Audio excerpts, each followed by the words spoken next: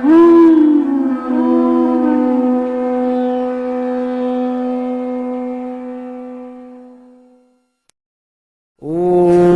नमः भगवते वासुदेवाय।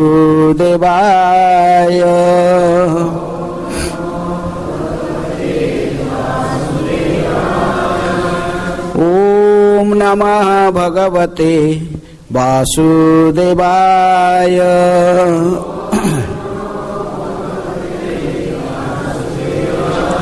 नारायणं नमस्कृत्य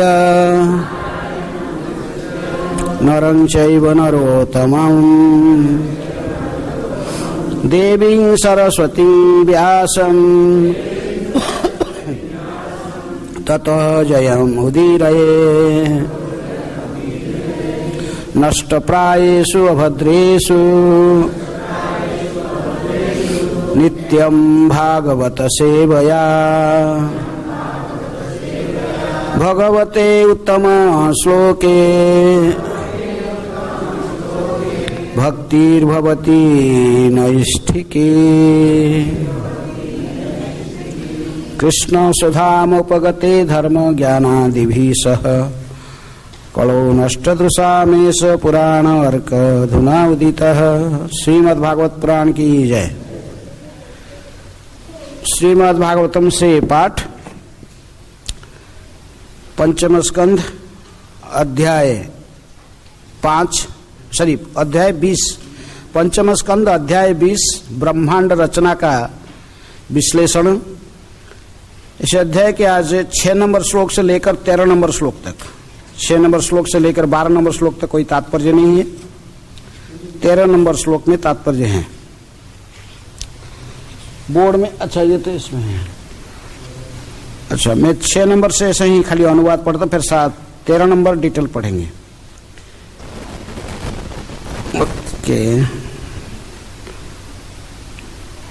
प्लख्यादिषु पंचसु पुरुषाणां आयुरिन्द्रियं वजः सह बलं बुद्धि विक्रम इति च सर्वेषा व्युत्पत्तिः सिद्धिर्विशेषेण वर्तते। हे राजन, प्लख्य आदि 5 द्वीपों में सभी वासियों में जन्म से ही आयु, मनोबल, इंद्रिय बल, शारीरिक बल, बुद्धि और शौर्य पराक्रम समान रूप में प्रकट रहते हैं। प्लख्य स्वसमानेन इक्षुरस उदेन आवृतः यथा तथा दीपः अपि शाल्मलः द्विगुण विशालः समानेन सुरा उदेन आवृतः परिवृत्ते। प्लख्यद्वीप अपने ही समान चौड़ाई वाले इक्षुरस के समुद्र से घिरा हुआ है। इसी प्रकार इसके आगे उससे दुगुने परिमाण वाला शाल्मली द्वीप है जो 4 लाख योजन अथवा 32 लाख माइल चौड़ा, जो अपने ही चौड़ाई वाले जल समूह अर्थात सुरा सागर से घिरा हुआ है। यत्र वै शाल्मली प्लख्य आयामायस्याम भावकील निलयम आहु भगवतः यच्छद्मस्तुतः पतन्ति राजस्य सा दीपदुतये उपलक्ष्यते। शाल्मली द्वीप में शाल्मली का एक वृक्ष है जिससे इस द्वीप का यह नाम पड़ा है। यह प्लख्य वृक्ष के बराबर चौड़ा और ऊंचा है, अर्थात 100 योजन 800 माइल चौड़ा तथा 1100 योजन अर्थात 8800 माइल ऊंचा है। विद्वान का कथन है कि यह विशाल वृक्ष पक्षियों के राजा तथा विष्णु के वाहन गरुड़ का विश्राम स्थान है व निवास स्थान है। यहाँ गरुड़ भगवान विष्णु की वैदिक स्तुति करता है। तद्दीप प्रियव्रत आत्मजः यज्ञबाहुषो सुतेभ्यः सप्तभ्य तत्नामानि 7 वर्षाणि व्यभजत् सुरोचनम सौमनस्यं रमणकं दीववर्षं परिभद्रम अप्यायनम अभिज्ञातम इति ही। सालमणि द्वीप के स्वामी महाराज प्रियव्रत के पुत्र यज्ञबाहु ने इस द्वीप को 7 भागों में विभाजित करके उन्हें अपने पुत्रों को दे दिया। इन विभागों के नाम उनके पुत्रों के नाम पर है: सुरोचन, सोमनस्य, रमणक, देववर्ष, परिभद्र, अप्यायन तथा अभिज्ञात।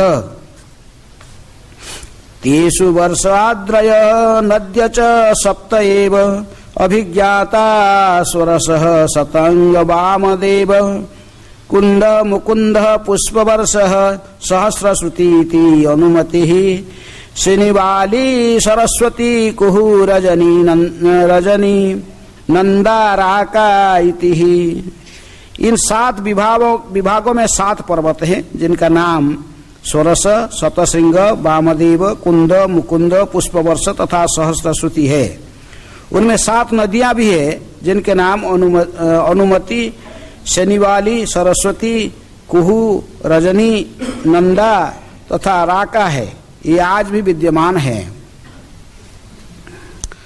तदवर्ष पुरुषा श्रुतधर, बीर्यधर, वसुंधर, ईशंधर संज्ञा भगवंतम वेदमयम स्वमम आत्मानं वेदेन जजन्ते।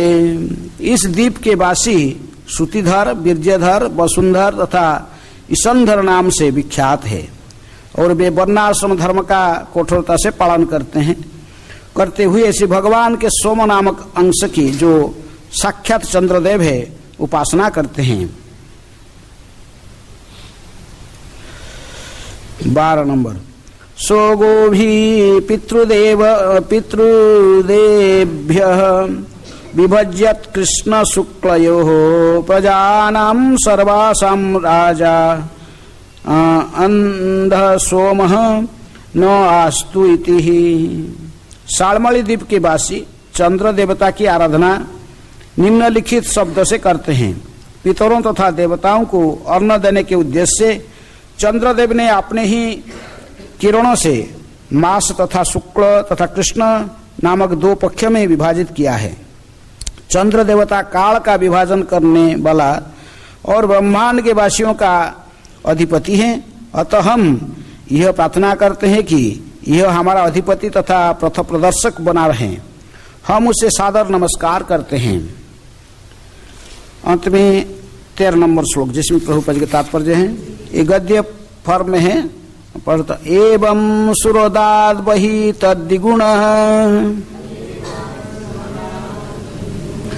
समानेन आवृत घृत उदेन यथा पूर्व कुशदीप जस्मिन् कुशस्तंभ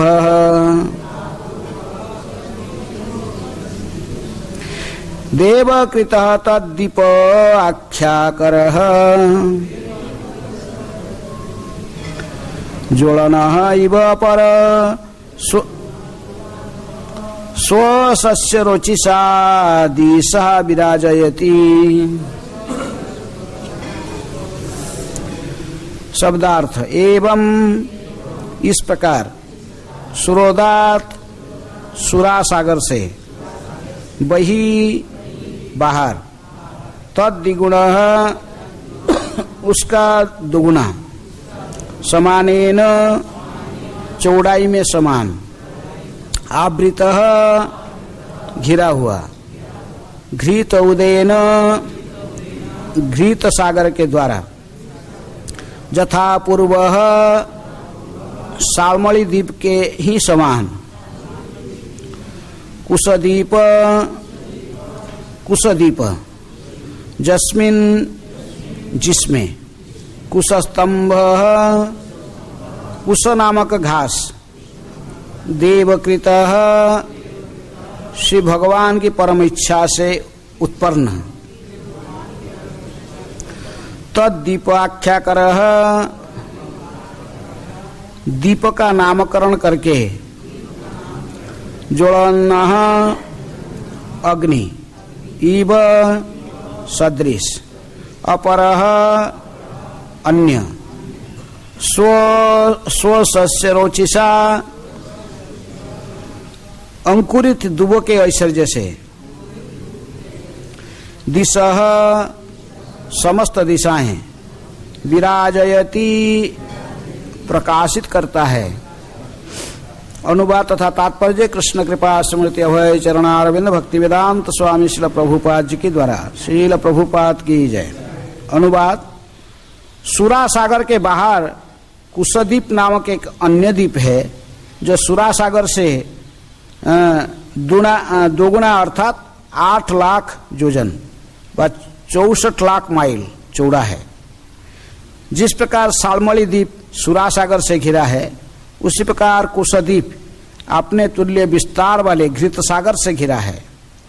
इस द्वीप में कुशघास के पौधे पाए जाते हैं, इसलिए द्वीप का यह नाम पड़ा है।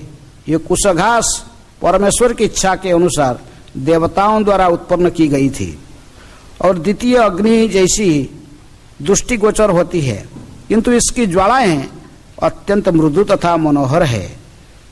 इसी के नव अंकुर व शिखर समस्त दिशाओं को प्रकाशित करते हैं। तात्पर्य। इस श्लोक में दिए गए विवरण से चंद्रमा पर ज्वालाओं की प्रकृति के संबंध में बुद्धिपूर्वक अनुमान लगाया जा सकता है।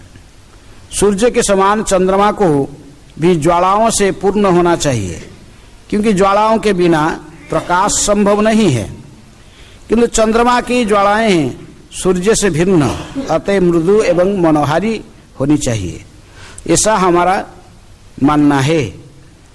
और आधुनिक सिद्धांत के अनुसार चंद्रमा धूल से भरा हुआ है, जो श्रीमद् भागवत के श्लोक में मान्य नहीं है। इस श्लोक के संबंध में श्रील विश्वनाथ चक्रवर्ती ठाकुर का कहना है, सुषस्पाणि सुकोमल शिखास्ते संरुचिषः। कुशघास समस्त दिशाओं को प्रकाशित करती हैं, किंतु इसकी ज्वालाएं अत्यंत मृदु एवं मनोहारी है। इससे चंद्रमा में स्थित ज्वालाओं के संबंध में कुछ अनुमान प्राप्त होता है। ओम अज्ञानातिमिरान्धस्य ज्ञानाञ्जनशलाकया चक्षुरुन्मीलितं येन तस्मै श्रीगुरुभे नमः। श्रीचैतन्यमनोभीष्टं स्थापितं जनभूतले स्वयं रूप कदा मह्यं ददाति स्वपदान्तिकं। वन्देऽहं श्रीगुरुः श्रीयुतपदकमलं श्रीगुरून् वैष्णवांश्च। श्रीरूपं साग्रजातं सहगण रघुनाथानितं तं सजीवं साद्वैतं सावधूतं परिजनसहितं कृष्ण चैतन्यदेवं। श्रीराधा कृष्णपदान् सहगण ललिता श्रीविशाखानितांश्च। नमो ओं विष्णुपादाय कृष्णप्रेष्ठाय भूतले श्रीमते भक्तिवेदांत स्वामिनिति नामिने। नमस्ते सरस्वती देवे गौरवाणी प्रचारिणे निर्विशेष शून्यवादी पाश्चात्य देशतारिणे। नमो महावदन्याय कृष्ण प्रेम प्रदायते कृष्णाय कृष्ण चैतन्य नामिने गौरतिशै नमः।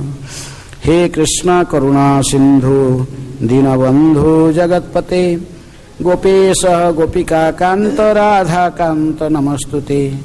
तप्त कांचन गौरांगी राधे वृंदावनेश्वरी वृषभानुसुते देवी प्रणमामि हरिप्रिये। वाञ्छाकल्पतरुभ्यश्च कृपा सिन्धुभ्येव च पतितानां पावनेभ्यो वैष्णवेभ्यो नमो नमः। श्री कृष्ण चैतन्य प्रभु नित्यानंद श्री अद्वैत गदाधर शिवासादि गौरभक्त वृंद। हरे कृष्णा कृष्ण कृष्ण हरे हरे, हरे राम राम राम हरे हरे।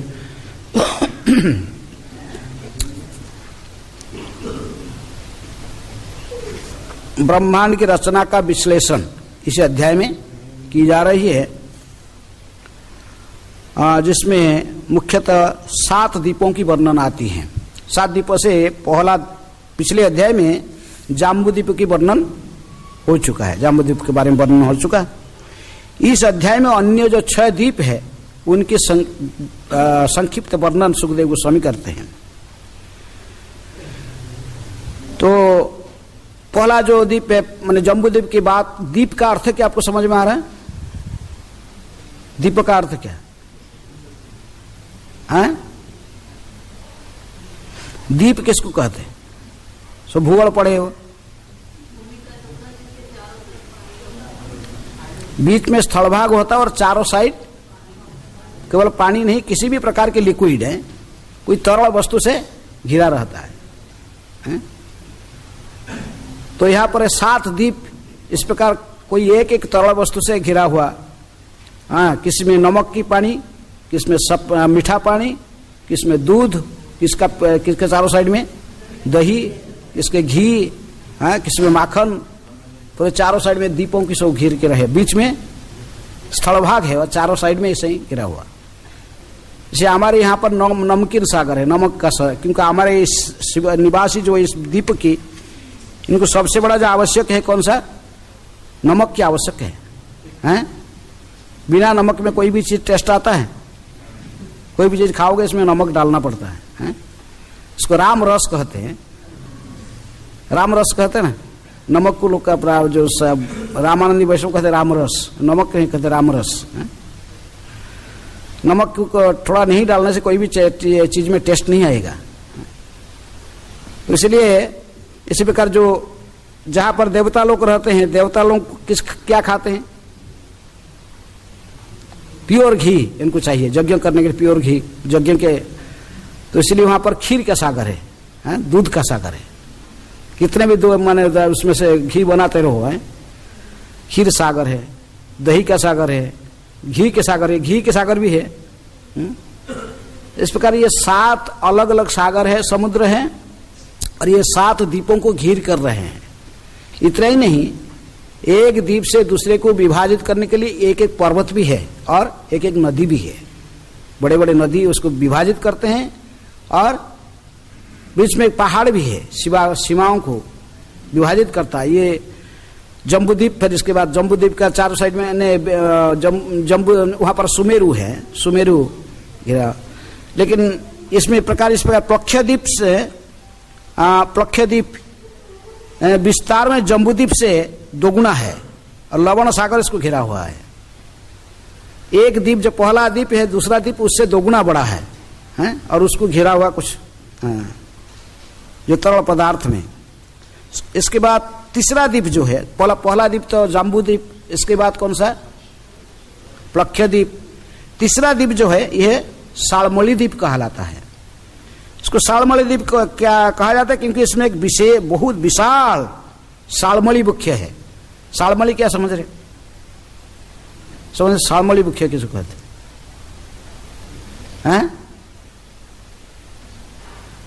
शालमली वृक्ष किसको कहते? क्या देखा है? शालमली वृक्ष देखा कोई?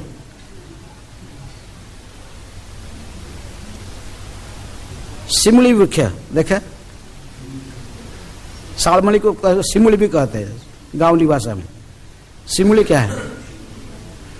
उसमें से ऐसे लाल लाल फूल होता है और फल भी होता है, उसके अंदर रुई निकलता है, जैसे कार्पस है, देखिए विशाल है शालमली वृक्ष। तो द्वीप में इतनी बड़े विशाल शालमली वृक्ष है, और जिसका इतनी विशाल है, उसी वृक्ष के कारण इसके नाम है शालमली द्वीप। तीसरा द्वीप जो आज के जो श्लोक है, तीसरा द्वीप के बारे में कहा जा रहा है, यह घृत के सागर से घिरा है, और बहुत 7 भाग से इस द्वीप को भी विभाजित की गई है। इसके स्वामी महाराज प्रियव्रत का अन्य पुत्र हिरण्यरथ है। इसके वासी अग्नि रूप में भगवान की पूजा करते हैं। इस द्वीप की चौड़ाई 64 लाख माइल अर्थात शालमली द्वीप से दोगुनी है। इसी प्रकार एक एक द्वीप दूसरे द्वीप से दोगुना आगे आगे बढ़ के उनके आकार में, आयतन में दोगुना बढ़े हैं। और प्रत्येक द्वीप की लोग का आराध्य देव भी कोई किसने है, किसी एक देवताओं की आराधना करते हैं। जैसे शालमली द्वीप के लोग किसको आराधना करते हैं? चंद्रमा को आराधना करते हैं, जिसके बारे में प्रभुपाद अपने तात्पर्य लिखते हैं। ये तीसरा द्वीप घृत के सागर, ये घी के सागर में घिरा हुआ जो कौन सा द्वीप है? कुशद्वीप।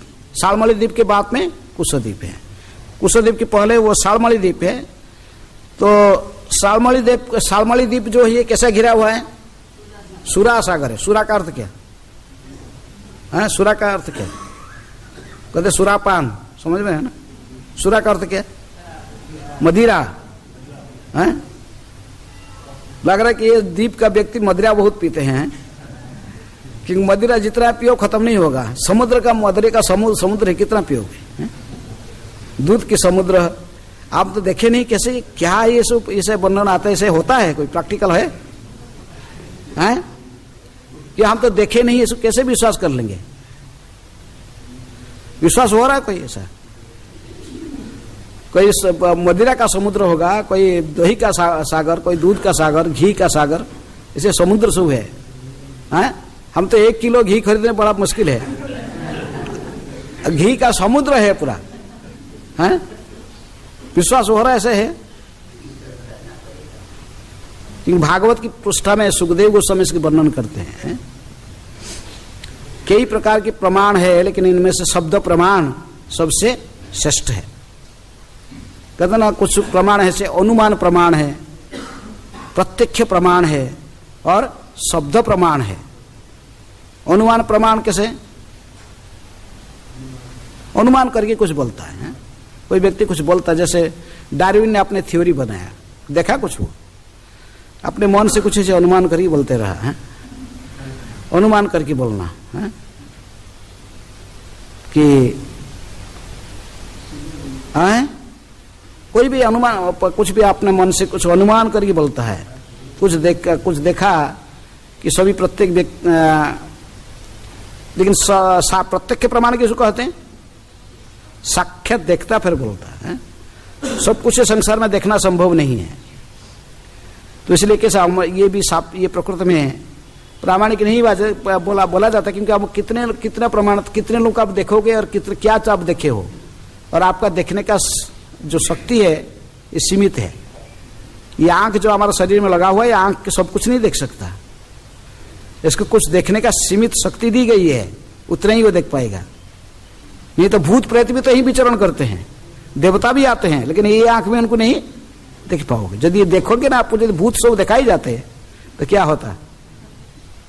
आप यहां से निकल जाओगे, सब भूत दिखाई पड़ेगा, आकाश में घूर रहे भूत हैं, वही बेहोश करी गिर जाओगे विकटड़ा रूप देखकर। तो भगवान ने ऐसा ही बनाया कि ये आंख में हमको भूत नहीं दिखाई पड़ेंगे, केवल मनुष्य, हमारे सृष्टि वृक्ष लता मनुष्य ये सब दिखाई पड़ेंगे। इसलिए हर चीज को हम ये आंख में नहीं देख सकते, इसलिए ये प्रत्यक्ष प्रमाण ये प्रामाणिक नहीं माना जाता। अनुमान प्रमाण भी ऐसे ही कुछ अनुमान करिए, कोई बताता है, फिर दूसरा आता है, फिर इसको अनुमान तो उसका युक्ति खंडन करके दूसरा बताता है। अभी डार्विन ने अपना थ्योरी कहा था, अभी दूसरा वैज्ञानिक आके उसको खंडन कर दिए। किसको? बोले नहीं, ये डार्विन का थ्योरी सही नहीं है। ये बोला कि एक कोशी प्राणी एम हुआ था, और उससे फिर सरीसृप आए, रिप्टाइल आए, ऐसे कहे कि अपना पक्षी आया, पशु आया, फिर अंत में मनुष्य सबसे लास्ट में आ गए हैं। तो आपने बनाया, उसको पूछे भाई वो अफ्रीका के जंगल में जेबरा कैसे आ गया, इतना लंबा वाले गर्दन वाले जेबरा कैसे आया? तो बोला एक बार अफ्रीका में 2000 साल तक बारिश नहीं हुआ, सब पेड़ सब सूख गए। तो हिरण क्या करता, घास तो नहीं मिला खाने के लिए, इसलिए पेड़ का जो था उसमें पत्ता इसके खाने के लिए, मुख बढ़ा, जीवन को उन्हें बचने के लिए बढ़ाते रहा। पत्ता नीचे नीचे खत्म हो गया तो और ऐसे सिर को ऐसे लंबा करके ऐसे उनको बढ़ाते रहा, गर्दन बड़ लंबा हो गया है? तो देखा वो कुछ देखा नहीं, अनुमान करके कुछ भी बोलते रहना अनुमान, ये भी प्रामाणिक नहीं होता है। शब्द प्रमाण उसको कहते हैं, जो वैदिक शास्त्र में ग्रंथ में जिसको प्रामाणिक आचार्य लोग ने जिसको घोषित किया है, वेद शब्द का अर्थ ही ज्ञान, वेद भगवान के द्वारा बोला घोषित की गई है। तब भगवान की सत्य जो परंपरा से आई हुई आचार्यों के माध्यम से एक ज्ञान हमें प्राप्त होता है। इसको प्रामाणिक माना जाता है। क्योंकि जैसे हम शास्त्र में कहते कि भाई गाय की गोबर पवित्र है, इसको मानना पड़ेगा। बाद में आप एक्सपेरिमेंट करते रहो।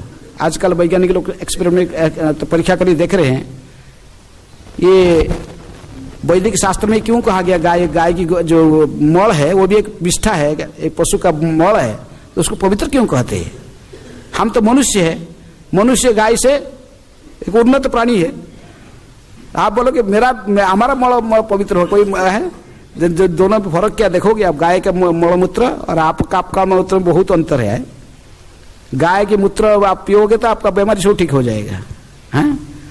गाय के मल में एंटीसेप्टिक गुण है, कहीं पवित्र है। गाय के मल से आपके मल की तरफ दुर्गंध नहीं निकलता है। तो इस शास्त्र में बताया गया गाय के गोबर पवित्र है, आपको कुछ मानना पड़ेगा। बाद में आप टेस्ट करते रहो, परीक्षा करते रहो। गंगा की जल पवित्र है। अब बोले कि क्यों? हमारे घर ये तो ज्यादा सफाई देखता, मैंने बहुत क्लीन जल है, टेप का जल, ये पवित्र होना चाहिए। गंगा के जल क्यों पवित्र होगा? उसमें तो मरा हुआ सब भी भास रहे हैं, मरा हुआ सुअर भैंस सब भास के जाता है, उसको कैसे पवित्र कहेंगे? हैं? लेकिन जो शास्त्र में कहा गया इसको मानना पड़ेगा। गंगा के जल में आप लेके थोड़ा कीटाणु छोड़ दो, कोई भी कीटाणु वो 5 सेकंड से ज्यादा नहीं रह सकता, समाप्त हो जाता है। वैज्ञानिक लोग देख रहे टेस्ट करके, क्यों ये जल को कहते पवित्र है, पवित्र गंगा जल।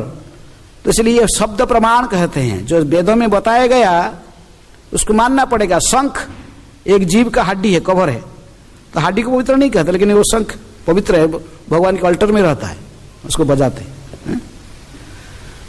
इसी प्रकार ये भागवत की पृष्ठा पर जो ये वर्णन की गई है, भिन्न भिन्न दीपों की वर्णन, और इसमें कहा गया कि एक एक दीप एक एक लिक्विड व तरल पदार्थ में घिरे हुए हैं। जैसे कहा कि यहाँ पर सालमणि दीप शराब सुरा अर्थात मदिरा के सागर में घिरा हुआ है। और आगे जो कुशदीप, इसको कुशदीप कौन से किससे घिरा हुआ? घी के समुद्र से घिरा हुआ है। ये जो वर्णन जब आता है इनको विश्वास करना चाहिए। इसको कहते शब्द प्रमाण। इसमें जो लिखा गया शास्त्र में, सुखदेव गोस्वामी वर्णन करते हैं, इसको स्पेकुलेशन नहीं मानना चाहिए है? यदि हमको ऐसे लगता है, लेकिन फिर भी इसको कहते ये सब सुनने का क्या जरूरत है? हम तो सीधे हरे कृष्ण मंत्र जपा करेंगे, हरे कृष्ण बोलेंगे, जुग धर्म में हरे कृष्ण मंत्र जप के बस उद्धार हो जाएंगे। ये सब सुनने का क्या जरूरत है? नहीं तो सीधे दशम स्कंद जाएंगे, हैं? क्या पढ़ेंगे? भगवान श्री कृष्ण के लीलाओं को सब पढ़ेंगे। ये क्या है? ये क्या जाम्बूदीप, क्या प्लक्षदीप, सालमणि दीप और ये कुशदीप, ये सब सुनने का क्या जरूरत है? इसके बारे में सुनने की क्या जरूरत है? लेकिन कृष्णदास कविराज हमको सतर्क कराते हैं, सिद्धांत बोलिया मने ना कर आलस, यह होते कृष्ण है सुदृढ़ मानस। भगवान के चरण में मति तभी स्थिर होगा जब भगवान के वैभव को, इनके सृष्टि को हम समझेंगे। ये सृष्टि की चर्चा की जाती है पंचम स्कंध में। ये सबसे बड़ा कठिन सब अध्याय माने जो स्कंध है, जिसको समझने के लिए डिटेल समझना बड़े बड़े माने भक्तों को भी ये समझ में नहीं आता है। लेकिन इसको बड़े सावधानी से जब आप पढ़ेंगे, हम अपने बुद्धि से नहीं समझ पाएंगे, लेकिन भगवान यदि हमको बुद्धि देंगे हम समझ पाएंगे। भगवान जो सृष्टि किया है वो इसकी रहस्य को जानते हैं। इसलिए भगवान कहते हैं कि सर्वस्य चाहं हृदय सन्निविष्टो मतः स्मृतिर ज्ञानम अपोहनम च वेदैश्च सर्वैर हम वेद्यो वेदांत कृत वेद विदेव चाहम। सारी वैदिक शास्त्र को मैं ही रचना किया हूं और इसको पढ़ के ही मुझे समझना इसके लक्ष्य है। लेकिन भगवान कहते मैं सबके हृदय में बैठा हूं, मेरे से ही स्मृति विस्मृति ज्ञान सब कुछ आता है। तो भगवान यदि कृपा करेंगे फिर ये स्कंध को, पंचम स्कंध को समझा जा पाए, नहीं तो आप ऐसे पढ़ने को समझ में नहीं आएगा। लेकिन इसको समझना भी जरूरी है, क्योंकि भगवान की वैभव को जाननी। तो सुखदेव गोस्वामी यही चर्चा क्यों करेंगे? 7 दिन बाकी है परीक्षित महाराज को शरीर त्यागने के लिए, और भी 7 दिन से 4 स्कंद पढ़ने उसमें कम से कम 2 दिन तो बीत गए, तीसरे दिन में फिर वो पंचम स्कंद क्यों बोल रहे हैं, चर्चा कर रहे हैं और सृष्टि का तत्व। तो इसलिए इसको समझने से हमें प्रकृति में सत्य को समझ पाएंगे। ये प्रभुपाद ने कहते कि चंद्रमा आलोक, चंद्रलोक है। आजकल के वैज्ञानिक तात्पर्य लगते हैं, आजकल के वैज्ञानिक लोग क्या कहते हैं, चंद्रमा में क्या है, केवल धूल भरा हुआ है कुछ वहां पर आप चंद्रमा का अपना आलोक नहीं है, सूर्य के आलोक के प्रकाश से प्रकाशित होता है। कौन सा चंद्रमा, पढ़े होंगे स्कूल में, कहते ना सूर्य का आलोक में चंद्रमा आलोकित होता है, चंद्रमा का अपने प्रकाश नहीं है। और पहले पृथ्वी के सबसे जो निकटतम जो उपग्रह है वो है चंद्रमा। लेकिन नक्षत्राणं अहं शशि, गीता में भगवान कहते कि नक्षत्र में मैं कौन हूं, चंद्रमा हूं। इसलिए प्रभुपाद जी राधा दामोदर मंदिर में जब रहते थे तो ये न्यूज पेपर में ये मैंने आया था, न्यूज आया कि अमेरिकन ने रशिया के जो अंतरिक्ष यात्री है वालेंटिना तेरेस्कोवा पहला अंतरिक्ष यात्री थी, और बाद में लोग पहुंच गए, कहां पहुंच गए, चंद्रमा में पहुंच गए। बोले प्रभुपाद जी बोले चंद्रमा कैसे पहुंच गए, चंद्रमा की दूरी तो सूर्य से भी परे है चंद्रमा। हमारे ग्रह नक्षत्र हमारे पृथ्वी से कैसे निवास करते, कैसे दूरी पर रहते, उसी के अनुसार हमारा ये डे जो बना गया 7 दिन पृथ्वी के दूरता की, पृथ्वी से सबसे जो निकटतम ग्रह है कौन है, सूर्य। इसलिए पहला बार जो क्या है रविवार, इसके बाद सोम चंद्रमा, सूर्य की बात ही चंद्रमा का स्थिति है। सोम रवि, फिर सॉरी रवि सोम, रवि पहले सूर्य, इसके बाद चंद्रमा, इसके बाद मंगल, फिर बुध, फिर गुरु, फिर शुक्र, शनि। इस प्रकार ग्रहों की पृथ्वी के दूरता के अनुसार ये ज्योतिष शास्त्र में इसे पहले से निर्णय की गई है, ये वैदिक शास्त्र में है। अब आप कहोगे नहीं पहला है क्या, पहला है चंद्रमा, चंद्रमा फिर एक उपग्रह है, नहीं, भगवान कहते ये भी एक नक्षत्र है। नक्षत्र और ग्रह में क्या अंतर है, आप लोग स्कूल में पढ़े होंगे, नक्षत्र ग्रह में भेद किया, बताओ क्या भेद, कौन नक्षत्र है, कौन, आप अंधर आकाश में देखोगे बहुत, तो इसमें से नक्षत्र कौन है और तारा कौन है, नमनेश्वरी ग्रह कौन है, ग्रह और नक्षत्र में क्या अंतर है? कहते कि जो नक्षत्र हो वो अपना आलोक में प्रकाशित होता है, वो देखता टिमटिमाते देखेगा, टिम होता है। जो ग्रह है वो स्थिर आलोक, इसे स्कूल कॉलेज में पढ़ते हैं ना, स्कूल में पढ़ते हैं, लेकिन भागवत सिद्धांत इसको स्वीकार नहीं करता है। कि भगवान कहते कि नक्षत्राणां अहं शशि, नक्षत्र में मैं चंद्रमा हूं, चंद्रमा टिमटिमाता है, चंद्रमा तो स्थिर रहता है आकाश में। इसलिए भागवत के सिद्धांत हमें यदि भक्ति करना है, भागवत के सिद्धांत के आधार पर हमारे सारी विवेचना होना चाहिए। हमें तथाकथित जो वैज्ञानिक है, जिनकी 4 कमियां जिनके चरित्र में है, जिनके व्यक्तित्व में है, क्या 4 कमियां हमारे पास है? त्रुटि करना, अपूर्ण इंद्रियां, धोखा देने की प्रवृत्ति और माया के द्वारा मोहित होना। ये 4 कमियां जब है, वो व्यक्ति जो भी करेगा उसमें कुछ ना कुछ गलतियां रहेगा, टू कमिट मिस्टेक, माया के द्वारा मोहित होना, ये सब। तो इसलिए जो भौतिकवादी विवेचना में जो वैज्ञानिक हम जिनको कहते हैं, वो जो कुछ डिसाइड करेंगे उसके जरूर कुछ कमी रहेगा, ये त्रुटि करेंगे। ये सो माया से मोहित होने वाले हैं, बहिरंग शक्ति के द्वारा मोहित है, इनकी इंद्रियां अपूर्ण है, अपूर्ण इंद्रिया में पूर्ण सत्य का कैसे विवेचना करेंगे? इसलिए हम जानना चाहिए कि जो वैज्ञानिक तथाकथित वैज्ञानिक जो सिद्धांत प्रदान करते हैं, उससे कई गुण से उच्च सिद्धांत जो सत्य प्रकृति में हमें भागवत के सिद्धांत में प्राप्त होता है। तो इसलिए भागवत को जो पढ़ते हैं, हम स्कूल कॉलेज में बड़ा डिग्री लेके आते हैं और भागवत पढ़ते वाले किसे क्या रखा गया, ये ठीक नहीं है। नहीं, भागवत की जो सिद्धांत, इसी को स्वीकार करना। सिद्धांत बोलिया मने ना कर आलस,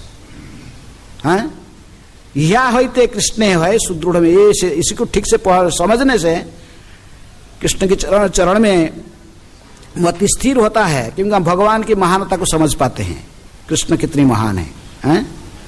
भक्ति विनोद ठाकुर कहते कि तुमी सर्वेश्वरेश्वर ब्रजेंद्र कुमार, तुम्हार इच्छाए विश्वे सृजन संहार, तब इच्छा मते ब्रह्मा करे न सृजन, तब इच्छा मते विष्णु करे न पालन, तब इच्छा मते शिव करे न संहार, तब इच्छा मते माया सृजे कारागार, तब इच्छा मते जीवेर जन्म मरण, समृद्धि निपात दुख सुख संघटन, ये सब कुछ भगवान की इच्छा से होता है, हैं? दुनिया में कोई भी चीज ऐसा नहीं जो भगवान की इच्छा की, भगवान की नॉलेज के बाहर है, भगवान की इच्छा के बिना हो रहा है, ऐसा कोई वस्तु नहीं है। इसलिए ये भागवत के सिद्धांत को जो हम पढ़ेंगे हमको पता लगेगा। अब कहे नहीं डार्विन बोला, प्रभुपाद जी ने डार्विन बोला है थ्योरी, लेकिन आज कई पढ़ रहे थे, उसी को पढ़ रहे थे पहले स्कूल कॉलेज में, आज इसको रिजेक्ट कर दिया गया, वो नहीं पढ़ेंगे, अभी मना कर दिया। दूसरा वैज्ञानिक आकर उसको खंडन कर दिया है, हैं? वो कहा कि नहीं ऐसा जबरा, अब क्योंकि कोई हिरणी जबरा बन गया, ऐसे पत्ता खाने के लिए ऊपर मुख बढ़ाते बढ़ाते लंबा हो गया मुख, तो आप बोलोगे कि ये तो देखा नहीं, हम भी ऐसे ही कुछ थ्योरी बना सकते हैं। आप बोलोगे पहले हाथी का कोई सूंड नहीं था, हाथी पानी पीने के लिए चला गया नदी के किनारे, जैसे ही मुख डाल रहा था पानी पीने के लिए, वो वहां पर मगर था, पकड़ लिया इसको नाक को, बस हाथी खींचा और मकर खींचा तो सूंड निकल आया। ये आपका थ्योरी है, फिर आप बना सकते, ऐसे स्पेकुलेशन नहीं। तो इसी प्रकार इसलिए स्पेकुलेशन नहीं होना चाहिए। इसलिए हम कहते कि आध्यात्मिक जीवन में यदि हम उन्नति करना चाहते, भागवत के सिद्धांत को अवश्य स्वीकार कर लेना चाहिए। भागवत के जो सिद्धांत है ये शब्द प्रमाण है, ये प्रामाणिक आचार्य सुखदेव गोस्वामी के द्वारा वर्णन की जा रही है। इसलिए चाहे हम ये सीमित इंद्रियों के माध्यम से इन सब देख नहीं पाएंगे जो कुछ वर्णन की जा रही, लेकिन जानना चाहिए कि सत्य है, इसमें कोई शंका नहीं होना चाहिए। इसीलिए भागवत के ऊपर प्रभुपाद जी ने अपना टिप्पणी लिखा है, भक्ति वेदांत तात्पर्य। प्रभुपाद जी कहते कि ये जो कहे कि चंद्रमा, जो वे लोग ने कहे कि चंद्रमा में पहुंच गए लोग, प्रभुपाद जी तुरंत अपने सबसे पहला किताब लिखे, कौन सा? Easy journey to other planets, अन्य लोगों की सुगम यात्रा। प्रभुपाद जी कैसे पहुंच गए? अरे भागवत के सिद्धांत के आधार पर ये तो पहले है सूर्य, बाद में पहले सन, बाद में सोम, सूर्य के बाद में चंद्रमा, ये कैसे पहुंच गए? चंद्रमा में अभी सूर्य के पास नहीं जा रहे मूर्ख है, और कहीं पहुंच गए ये, और कहीं पहुंचे और बोलते चंद्रमा पहुंच गए हैं। तो इसलिए प्राचीन काल में हमारे मुनि ऋषि इतनी भी शक्तिशाली थे, वो एक एक ग्रह भी उत्पन्न कर सकते थे आकाश में। त्रिशंकु की कथा आप सुनी, त्रिशंकु और विश्वामित्र की कथा। विश्वामित्र त्रिशंकु रक्षा करने के लिए उसको एक बास देने के ग्रह उत्पन्न करा दिया है, आकाश में एक दूसरा नया ग्रह बना दिया, क्योंकि त्रिशंकु के पास में योग्यता नहीं था ऊर्ध्वलोक में जाकर स्वर्ग में रहने के लिए, हैं? लेकिन इसको ये तपस्या बल में भेज रहा था, इसको ऊपर भेज रहा था। स्वर्ग में पहुंचते ही वहां से देवता लोग बोलते कि ये अनक्वालिफाइड व्यक्ति इधर आ गया, इसको वहां से फेंक, वो नीचे गिराता, फिर यहाँ से ये ऊपर उठाता था। अब फुटबॉल की तरफ ऊपर नीचे होते परेशान हो गया वो, इसलिए विश्वामित्र ने उसके लिए नूतन ग्रह बना दिया है त्रिशंकु। कुछ था, इतनी शक्तिशाली थे। आजकल कोई है सही, छोटा छोटा ही बनाते क्या है, ये जो जाता क्या क्या कहते इसको, आकाश में जाता ना रॉकेट सब, ये छोटा छोटा एक बनाते। लेकिन वैज्ञानिक इतनी पहले जो मुनि ऋषि लोग ने कुछ बैठे बैठे को बना देते, इतनी विशाल विशाल ग्रहों की रचना कर देते थे। तो इसलिए प्रभुपाद जी हमको समझा रहे कि ये जो वैज्ञानिक सिद्धांत है ये इसको स्वीकार ठीक नहीं है। चंद्रमा में कोई आलोक, अपना आलोक नहीं है, वहां पर केवल धुआं है, वहां पर ऑक्सीजन भी नहीं है, वहां पर कोई प्राणी नहीं है, तो ऐसे कहना ठीक नहीं है। चंद्रमा की भी अपने आलोक है भागवत के सिद्धांत के आधार पर, लेकिन वो आलोक सूर्य के आलोक की तरफ नहीं। सूर्य के आलोक बहुत बहुत तेज है, उसकी हम शरीर को ज्यादा जला दे सकता है, लेकिन चंद्रमा की जो प्रकाश है ये बहुत शीतल है। ये इसके आलोकित तो होता है, लेकिन वो जो आलोक है, प्रकाश है, ये बहुत ठंडा है, शीतल है। ये उद्भिदों की राजा है। सारे जो आमज खा रहे हैं, अनाज खा रहे, फल फूल, ऐसे उद्भिदों की, इनको पोषण कौन कर रहा है? चंद्रमा इनको पोषण कर रहा है।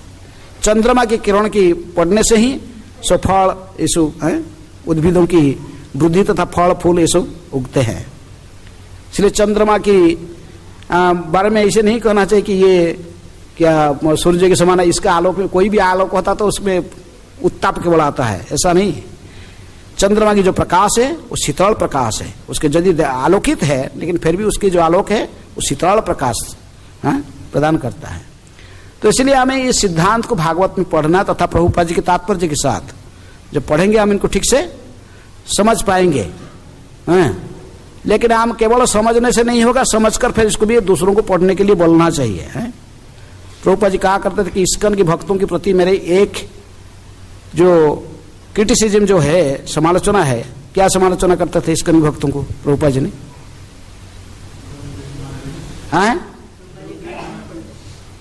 ये लोग मेरे किताब पढ़ते नहीं हैं,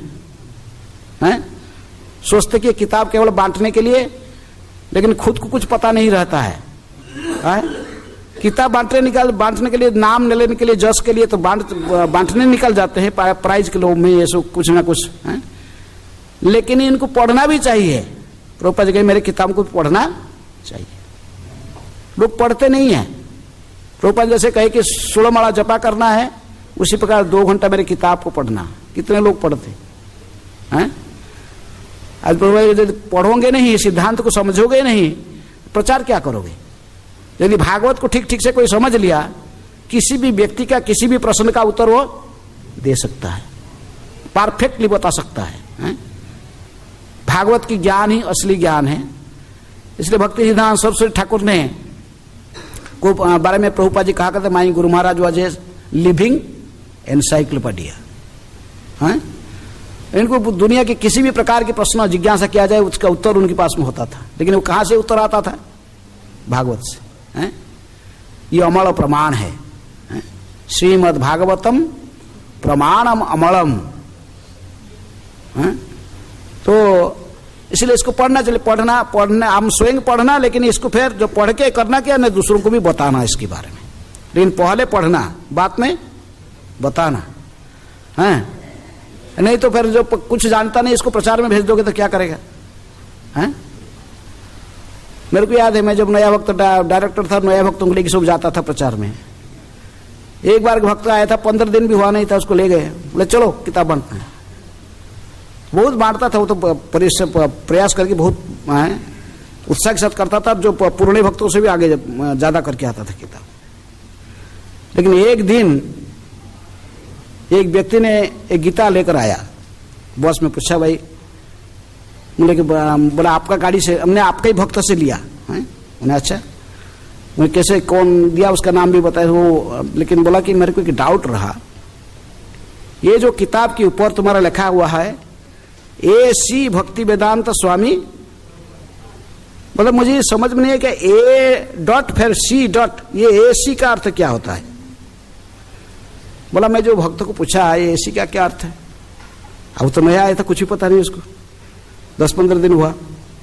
तो बोला कि ए.सी. का अर्थ क्या बोलेगा उसको? बोलता है ए.सी. का, बोलता है ए.सी. का अर्थ हमारे जो गुरुदेव है ना, पूरा विश्व में भ्रमण करते हैं, और ए.सी. का अर्थ वो जो जहां जो रूम में रहते वो ए.सी. रूम है, जो गाड़ी में बैठते वो भी ए.सी. है, जहां भी जाते हैं सभी जगह में ए.सी. लगा रहता है।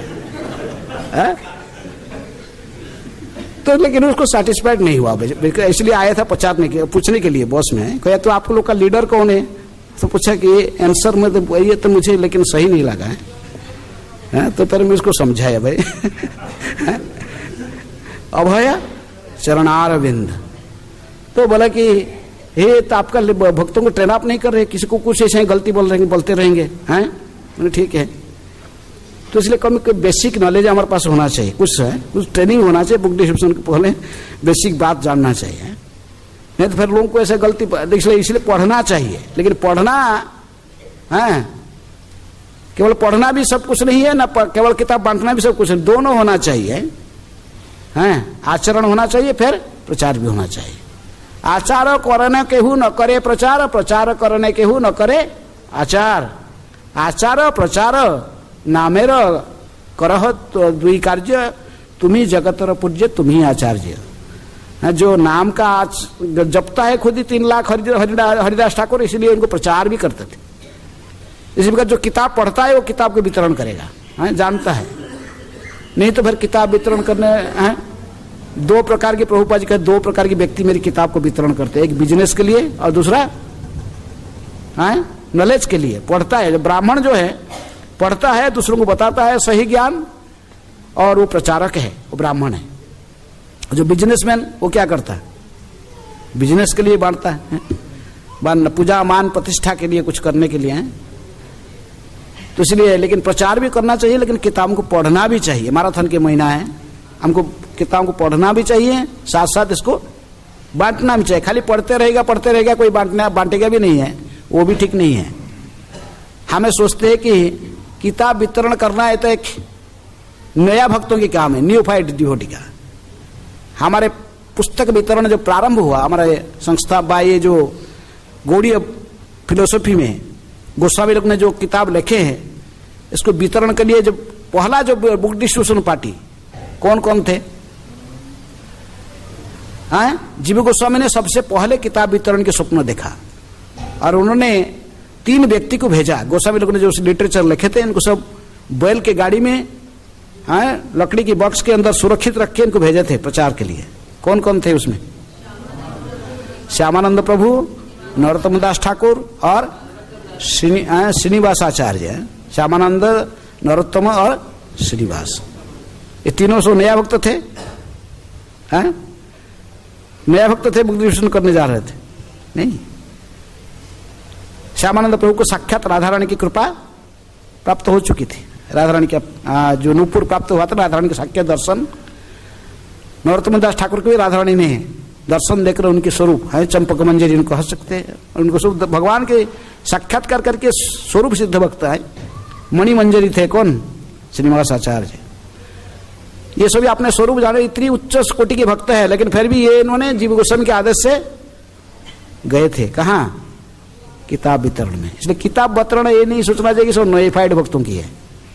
ये किताब वितरण की सेवा प्रकृति में यही गोपियों की सेवा है, प्रचार का सेवा है। तब कथा अमृतम तप्त जीवनम, भगवान की जो कथा जिसमें वर्णन है वही त्रिताप क्लेश को नष्ट करने वाले हैं। तप्त जीवनम कभी भी ऋणितम, इसको कोई साधारण व्यक्ति नहीं कहा, कभी बड़े बड़े दार्शनिक इसको घोषित किए हैं। कभी भी ऋणितम कलमसापहम, ये समस्त पापों से प्राणी को मुक्त करता है। श्रवण मंगलम, इसको सुनने से ही हमारे सभी प्रकार की मंगल होती है। श्रीमदातम, सौभाग्य की भी वृद्धि, श्रीमत सौभाग्य की भी वृद्धि होती है। भुवि गृहंती जे भूरी दाजना, ये सबसे बड़ा दानी है। जो किताबों को दान करते हैं, ज्ञान की दान करते हैं, गीता की भी वितरण करते हैं, वो सबसे बड़ा दानी है। भगवान गीता में कहते हैं कि जो वस्तु दान और ज्ञान दान, दोनों में से श्रेष्ठ कौन सा है, ज्ञान की दान करना। ज्ञान दान में आपको कुछ नुकसान नहीं है, आपके ज्ञान घटेगा नहीं। जितनी ज्ञान दान करोगे आपके ज्ञान बढ़ेगा। विद्या को दान करने से विद्या बढ़ते जाएगा। और यदि आप धन को दान करोगे, वस्तु दान करोगे, वस्तु घटते जाता है। कोई भी वस्तु को दान करने से घटेगा, लेकिन जब ज्ञान को दान करोगे वो बढ़ते जाएगा। अब जब बोलोगे, दूसरों को प्रचार करोगे। तो इसलिए प्रभुपाद जी इस मैराथन के महीना में, गीता जयंती के महीना में विशेष रूप में गीता के वितरण के लिए भी बोल देते हैं। सबसे बड़े भजनानंदी कृष्णदास कविराज गोस्वामी कहते कि प्राण अच्छी जार से हेतु प्रचार। यदि कोई व्यक्ति जीवित है, इसका प्रमाण क्या है, जो प्रचार करते रहेगा, वो जो पढ़ा है तो उसको दूसरों को भगवान के बारे में बताते रहेगा। जो यदि प्राण प्रचार नहीं कर रहा है वो मरा हुआ व्यक्ति है? प्राण अच्छी जार से हेतु प्रचार, इतने बड़े भजनानंदी कृष्णदास कविराज गोस्वामी कह रहे हैं प्रचार करना चाहिए। इसलिए प्रभुपाद जी ने हमें कहे कि प्रचार ही सार। प्रचार तो सार है, लेकिन प्रचार कौन कर सकेगा? Purity is the force. जिसके पास शुद्धता है, पवित्रता है, वो प्रचार करेगा। Purity is the force. लेकिन ये प्यूरिटी कैसे आएगा? Books are the basis.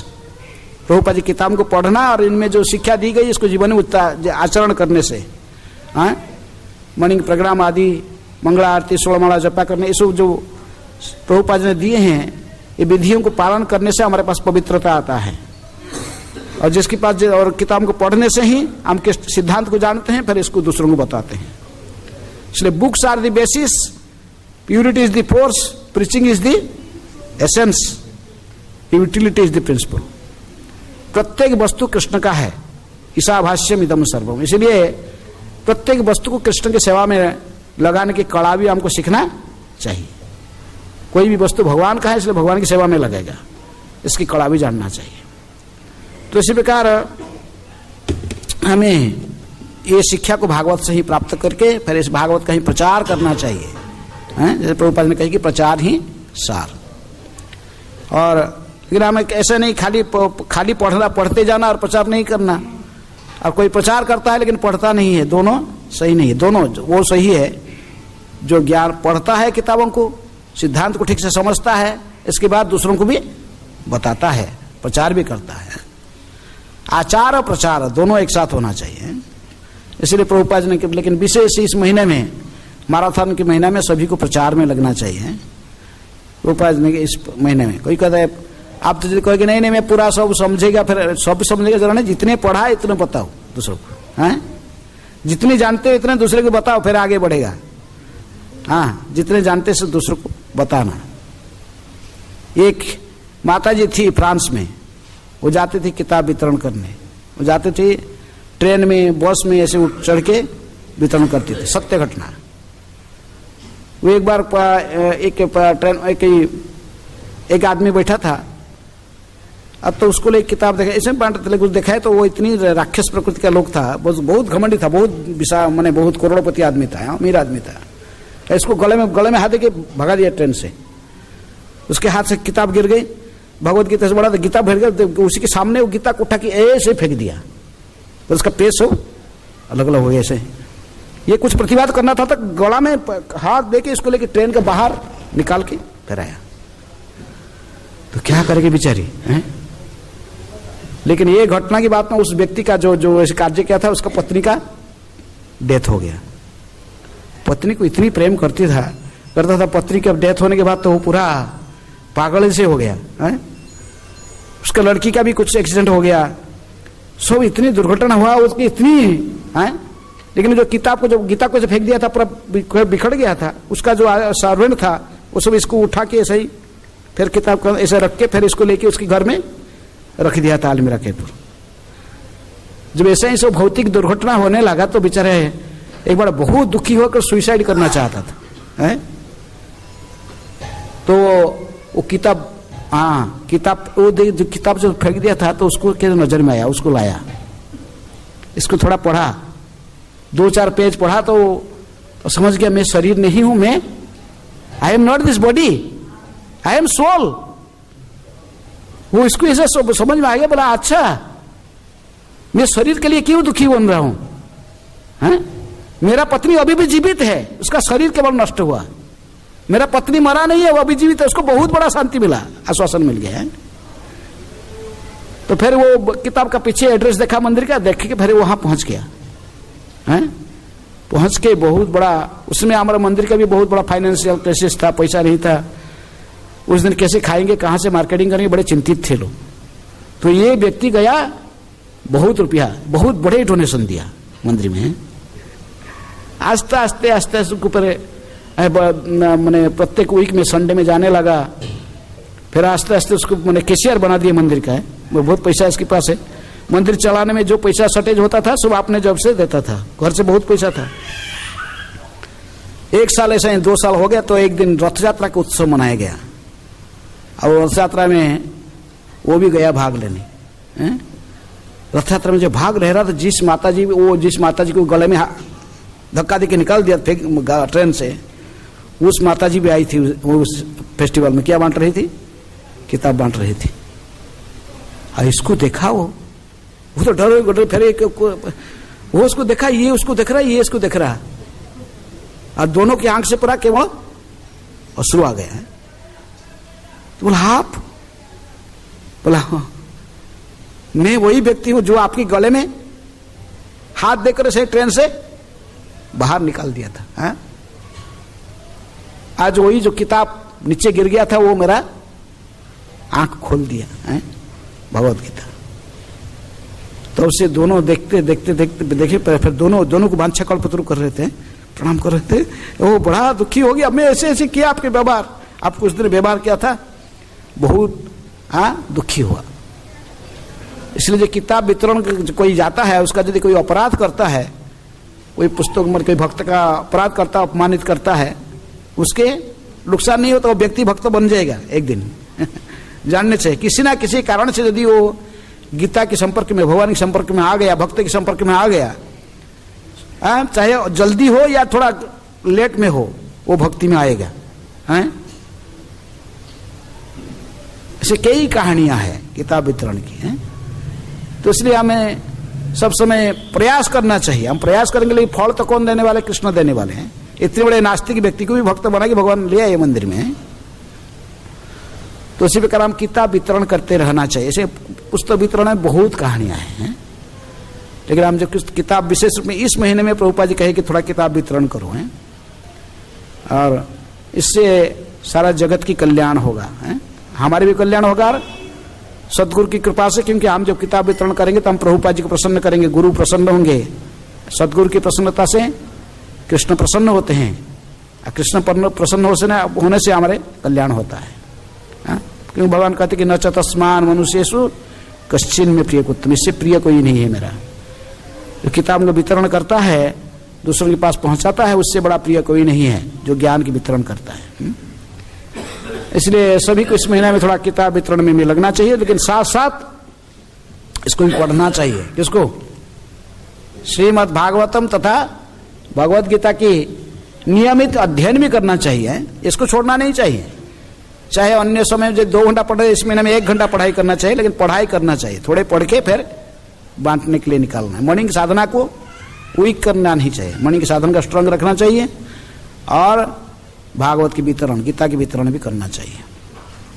Okay, हरे कृष्णा कृष्ण कृष्ण हरे हरे, हरे राम राम राम हरे हरे। ग्रंथराज श्रीमद् भागवतम की जय, श्रील प्रभुपाद की जय। हरे